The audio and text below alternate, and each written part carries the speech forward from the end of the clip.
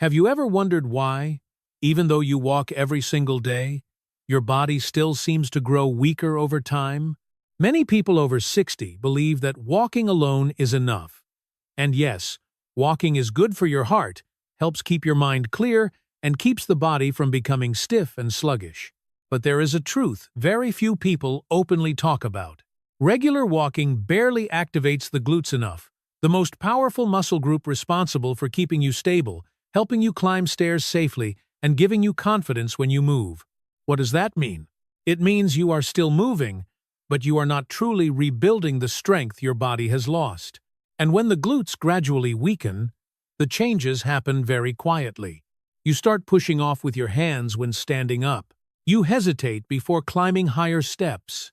You walk more slowly without really understanding why. Not because you are old, but because your body is no longer being challenged in the right way. If you also feel weaker even though you walk every day, type the number 1 in the comments. I want to know if you have been experiencing this too. And if this is happening to you, here is the good news. You can absolutely reverse it. Today, I want to share 5 very simple exercises with you. No gym needed. No complicated equipment. No need to push yourself too hard. Just about 10 minutes a day. But the real difference is not about the amount of time. It is about activating the right muscles that your body has slowly started to forget. These exercises do not just help you move more. They help you hold on to the small, everyday things that matter. Standing up without using your hands. Stepping onto a curb without hesitation. Keeping your balance when the ground beneath you is uneven. This is not a workout program designed to turn you into someone else. This is a way to help you remain yourself, just stronger and more stable. We are going to count down from exercise number 5 to number 1. And along the way, you may notice something surprising. The movement that sounds the most basic is actually the foundation for every more complex movement your body will need later on. Because everything begins with one very familiar action, stepping up. And that is exactly where we begin. Exercise number 5, step up, where strength begins with a single step. Imagine a very familiar situation. You are stepping onto the curb outside your home, getting onto a bus, or climbing a short set of stairs. The moment happens so quickly that you barely notice it, but your body does. In that single second, one leg has to support your entire body weight. Your hips must stay balanced. Your glutes have to contract to push you upward, and your core must stabilize your body so you do not lose control.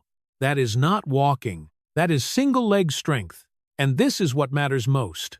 Many people over 60 are not actually weak when walking on flat ground. They are weak during the moment of weight transfer, the moment the body has to lift itself slightly higher.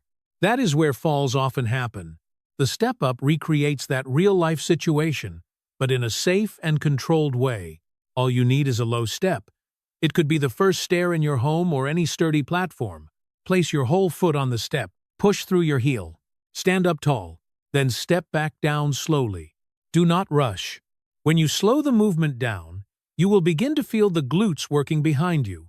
Not the knees, not the lower back, but the muscles responsible for driving your body upward. At first, your leg may shake slightly. That does not mean you are weak. It means the muscles are finally being challenged the right way. Many mobility studies in older adults show that single-leg exercises can significantly improve stair climbing ability and overall stability after just a few weeks of consistent practice. No extreme intensity required, just precision and repetition. Try 8 repetitions on each side. Rest briefly, then repeat for 2 rounds. After a few weeks, you may notice something surprising. Stairs no longer feel intimidating. And the interesting part is this. Once you become stronger in this simple movement, the exercises that come next will feel much easier too. Because everything is built on the foundation of standing strong on one leg. And that is exactly why we start here. After feeling the strength behind a single step with the step-up exercise, you may begin to notice something important. It is not that your legs are weak. It is that your glutes are not fully participating the way they should. And that is exactly where the next exercise comes in. Exercise number 4, the standing leg kickback. A small movement that creates a big change. I want you to think about one simple question. When you walk, what actually pushes your body forward? Many people think it is the knees. Some believe it is the front of the thighs. But the real driving force comes from the glutes.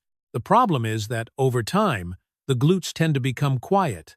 Not because they disappear, but because the brain no longer activates them at the right moment. And when that happens, the body starts compensating.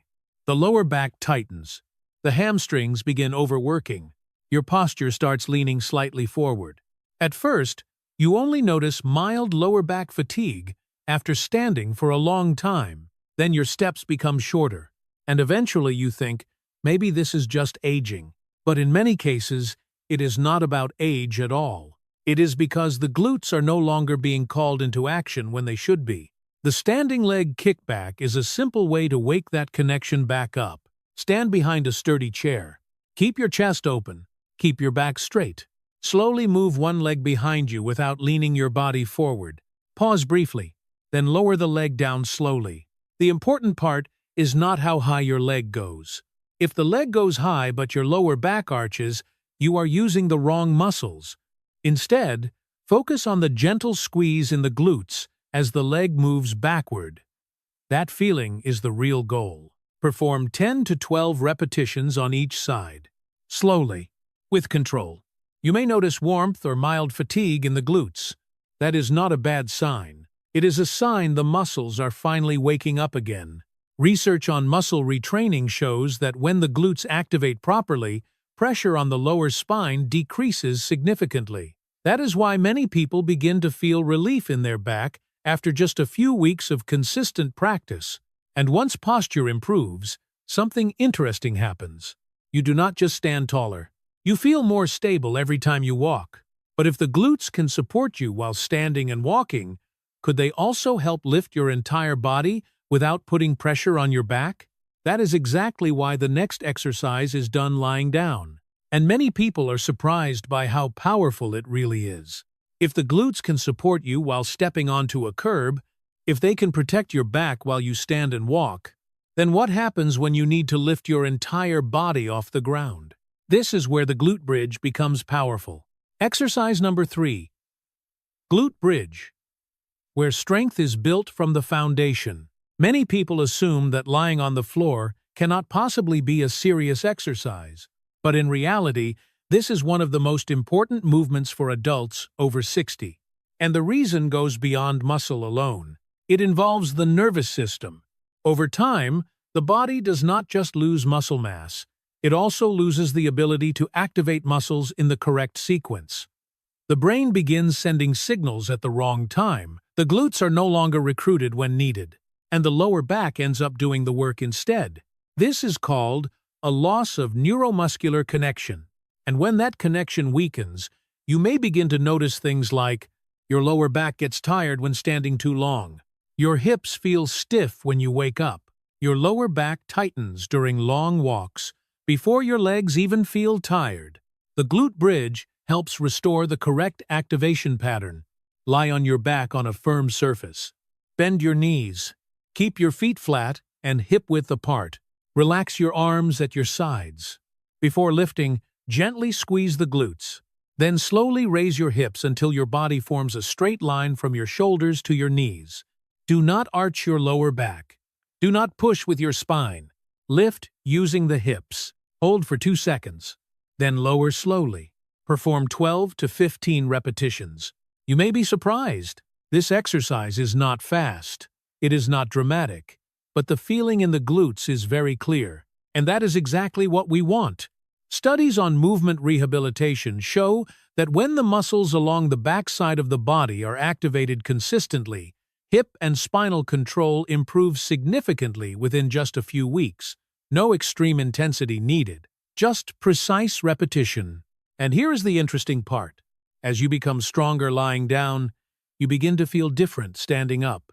You stand taller. Your back feels less fatigued. Your steps feel more powerful, because your body is finally remembering how to push from behind instead of pulling from the lower back. But there is another muscle group that works even more quietly than the glutes. It does not create huge force, but it determines whether your body sways while you walk. And when those muscles are weak, every step becomes less stable. That is exactly why the next exercise is performed while sitting down. If the glutes help you stand up with more strength, if they protect your back and support every step you take, there is still another muscle group quietly determining whether you feel stable or not. And most people do not even realize it exists. Exercise number 2. Seated band knee openings, the invisible muscles that keep you from swaying. Have you ever noticed someone walking with their hips gently shifting from side to side? Many people assume that is simply a natural part of aging, but in reality, it is often a sign of weak side glute muscles, especially the gluteus medius. This muscle group does not generate powerful force like the main glutes, but it keeps your pelvis from collapsing when you stand on one leg. And remember this, every single step you take is a moment spent standing on one leg. When these muscles are weak, the body begins to sway slightly with each step. At first, the movement is so subtle you barely notice it, but over time, that instability places more pressure on the knees. The hips slowly become misaligned, and the body becomes slower to recover when you trip or lose balance. Many balance studies in older adults show that hip abductor strength is one of the most important factors linked to recovering stability after losing balance. Not walking speed, not arm reflexes, but strength along the sides of the hips. And the wonderful part is that you can train these muscles while sitting down. Sit tall on a sturdy chair. Place a light resistance band just above your knees. Keep your feet flat on the floor. Slowly press your knees outward. Pause briefly, then return slowly. Do not rush. The slower you move, the harder the muscles must work. You may notice warmth or fatigue along the outer hips much faster than expected. That is exactly the muscle group that has likely been underused for years. Perform 12 to 15 repetitions. Complete 2 to 3 rounds. After a few weeks, many people notice a very subtle change. They sway less while walking. They feel steadier when turning around.